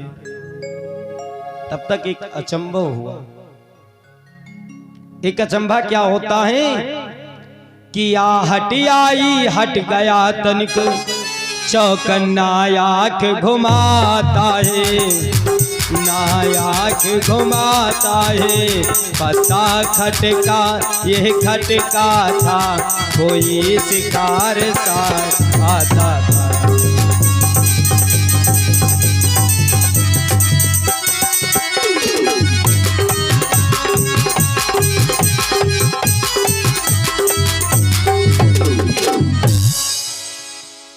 महाराज परीक्षित जी ने देखा, बंद हुई है फिर भैया, बोलिए सच्चे दरबार की जय हो। महाराज परीक्षित जी ने सोचा, बड़ा ही आनंद से जा रहे थे, उसी समय एक आवाज आई और देखा क्या कि कांपती हांपती थर्राती है, यही उचकती जाती है, और रोती है कहीं रमाती है, चलती है कहीं अटकाती है।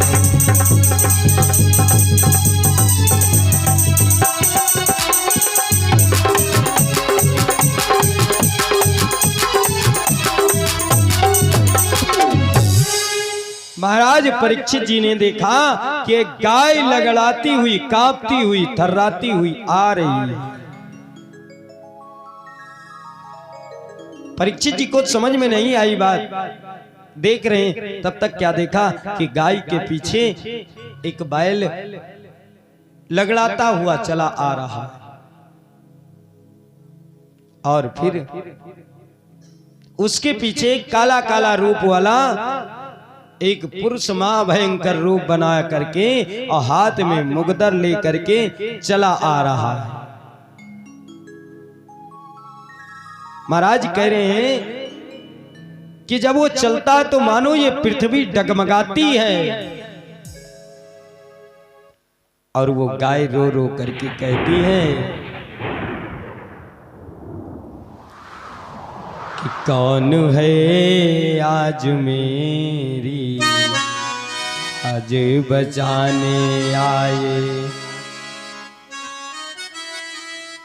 कौन है आज मेरी लाज बचाने आए, धर्म के नाम पे बलिदान चढ़ाने आए, कौन है आज मेरी लाज को बचाने आए, धर्म के नाम पे बलिदान चढ़ाने आए।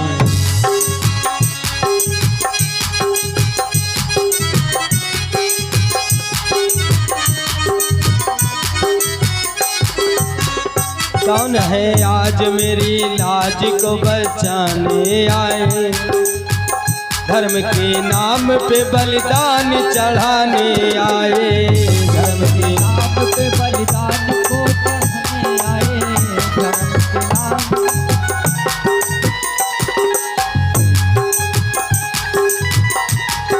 बलिदान चढ़ाने आए, जात की देश की मर्यादा निभाने आए, डूबती नाव को जो हाथ लगाने आए।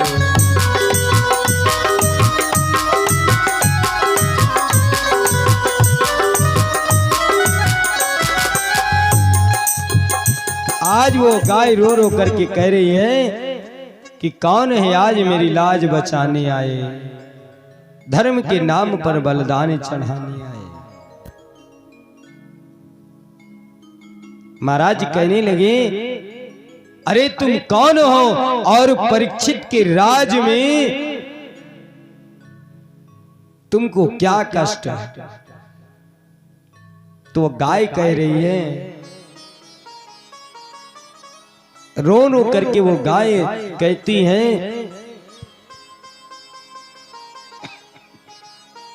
कि हे राजन, मैं कोई गाय नहीं हूं, मुझे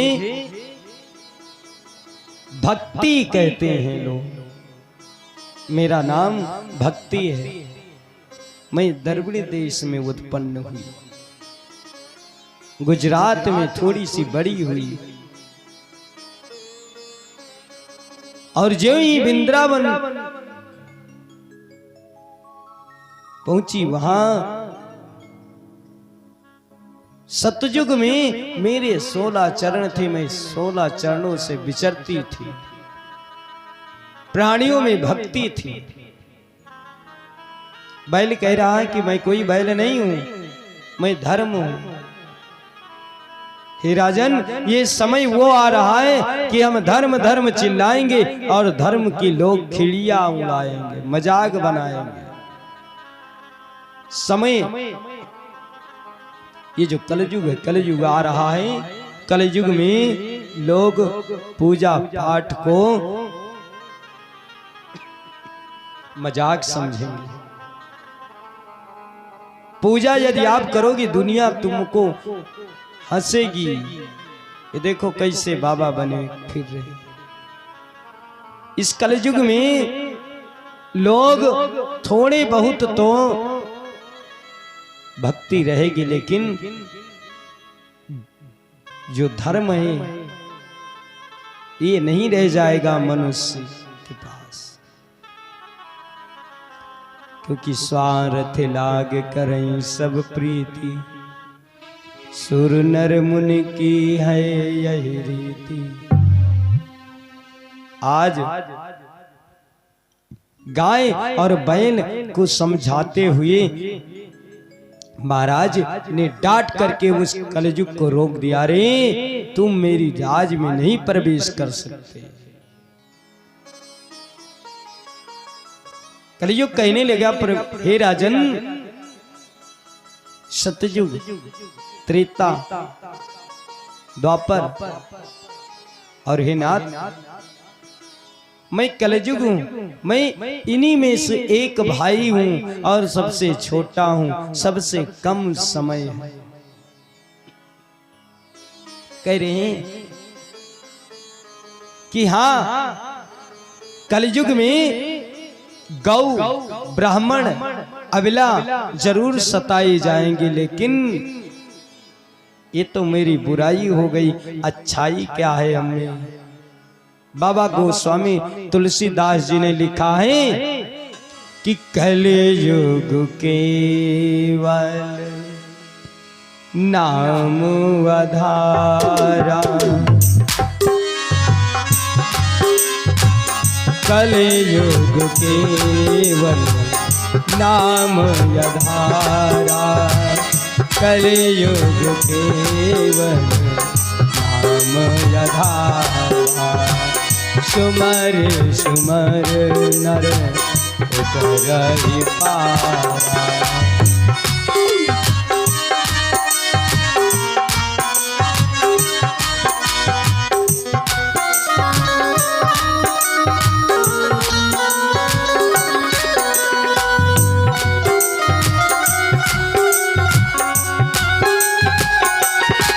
जय हो।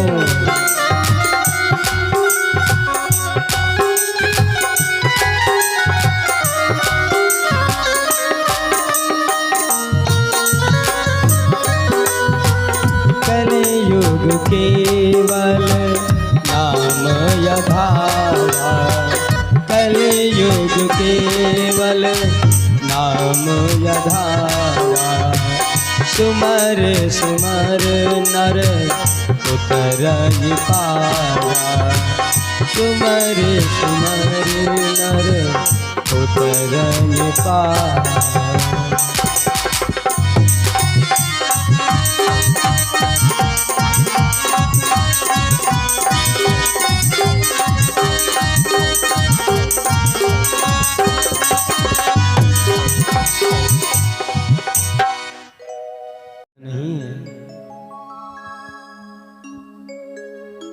ध्यान से चलिए, कथा है। कलयुग केवल नाम या धारा, और सुमर सुमर नर उतर ही पारा। भव से पार उतर जाएंगे। कलयुग में केवल राम का नाम लो। सतयुग में मनसा पाप लगता था, मन से सोच लो उसका पाप लग जाता था।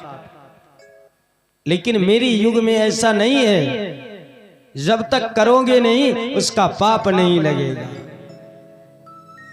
सतयुग में हजारों वर्षों तक लोगों को तपस्या करनी पड़ती थी। कलयुग में केवल भगवान का नाम जप लो, आपका यज्ञ पूर्ण हो जाएगा, आपका धर्म पूरा हो जाएगा। इसलिए हे महाराज परीक्षित जी ने कहा कि हे कलयुग, मैं तुमको 4 स्थान देता हूं, वहीं जाकर के अपना स्थान बना लेना। कहने लगे महाराज बताओ। कहने लगे कि वैश्या के घर में तुम अपना वास बना लेना। जहां वैश्या निवास करती हूं वहां जाकर के तुम अपना स्थान बना लेना। महाराज दूसरा, जहां मद की प्यालियां चलती हूं वहां जाकर के अपना स्थान बना लेना। महाराज तीसरा, कहने लगे जहां चुगलियां होती हो वहां जाकर के अपना स्थान बना लेना। कलयुग कहने लगा महाराज आपने 3 जगह हमको दिया, लेकिन कोई एक शुद्ध जगह दे दो जिससे मेरा कल्याण हो जाए, लोग हमको पसंद भी करें। महाराज परीक्षित जी ने कहा जाओ जाकर के तुम सोने में वास करो। और जो ही सोने का नाम लिया, महाराज कलयुग ने उस सोने के मुकुट पर विराजमान हो गए। विनाशकारि विपरीत बुद्धि, जिस समय विनाश का समय आएगा उस समय विपरीत यानी उल्टी बुद्धि हो जाए। कलयुग का प्रभाव हुआ। महाराज शिकार खेल करके वापिस हुए और रास्ते में प्यास लग गई। प्यास बुझाने के उद्देश्य से लोमस ऋषि के आश्रम को जा पहुंचे। और लोमस ऋषि महाराज अपने नेत्र को बंद करके भगवान का ध्यान कर रहे थे। राजन ने परीक्षित जी जाकर के बड़े भाव से आवाज दिया, अरे महात्मा जी, अरे साधु महाराज, अरे ऋषिराज। लेकिन लोमस ऋषि ने भगवान के ध्यान में मग्न थे, इस कारण से उन्होंने आवाज का उत्तर नहीं दिया। परीक्षित जी को आ गया क्रोध, क्योंकि जब पाप होना होगा तो पहले क्रोध आएगा। क्रोध से ही पाप की उत्पत्ति है। इसलिए क्रोध आया और वहीं एक मृतक शरीर पड़ा हुआ था, उसको सांप का शरीर मृतक पड़ा हुआ था, उसी को उठा करके लोमस के ऋषि के कंठ में डाल दिया। लोमस ऋषि महाराज के शिष्य देखा कि आज लोमस ऋषि महाराज के गले में सर्प पड़ी हुई, दौड़ करके जा गए और लोमस ऋषि महाराज के पुत्र श्रृंगी ऋषि महाराज से कहा कि तुम्हारे पिताजी के गले में कोई सांप डाल के गया। श्रृंगी ऋषि महाराज गंगा स्नान कर रहे थे, उसी समय हाथ में जल लिया और कहा कि मैं उस व्यक्ति को श्राप देता हूं जो मेरे पिता के गले में सर्प डाला है। आज के ठीक 7वें दिन वो सर्प जीवित हो जाएगा और जीवित हो जाने के बाद वही डसेगा और उसी के द्वारा उस व्यक्ति की मृत्यु हो जाएगी। बोलिए भक्त और भगवान की जय। श्री गुरुदेव भगवान की जय हो। कह दो दुर्गे मैया की जय हो। और ये श्राप दे दिया।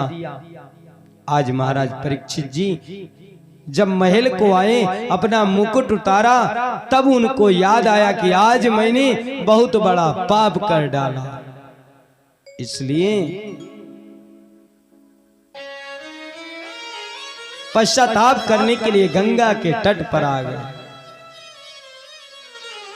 और वहीं सब ऋषि मुनि आने लगे, विचार करने लगे कि ब्रह्म वाक्य जनार्दन, ब्राह्मण के मुख से निकला हुआ शब्द कभी व्यर्थ नहीं जाता। इसलिए ऋषि मुनि आकर के विचार करने लगे कि किस प्रकार से राजा परीक्षित जी को बचाया जाए। सभी आकर के विचार किया और विचार विमर्श करने के बाद कहने लगे कि अगर भागवत की कथा सुना दिया जाए तो परीक्षित का उद्धार हो सकता है। इसलिए राजा परीक्षित जी ने भागवत की कथा श्री सुखदेव जी के मुखार से अमृतमयी भगवान की पावन कथा शुरू करने का निश्चय था। और फिर भागवत पर व्यास मंच पर आ गए और महाराज सुखदेव जी ने राजा परीक्षित जी को कथा सुनाना प्रारंभ कर दिया। बोलिए संत समाज की जय। सुखदेव जी महाराज की, श्री व्यास जी भगवान की। और वहीं से कथा प्रारंभ होती है। भगवान विष्णु के 24 अवतारों की कथा एक एक करके और महाराज सुखदेव जी राजा परीक्षित जी को सब सुना डाला। सबसे पहला भगवान का जब अवतार होता है तो सबसे पहले अवतार में भगवान सनत सनंदन सनत कुमार के रूप में प्रकट होते हैं।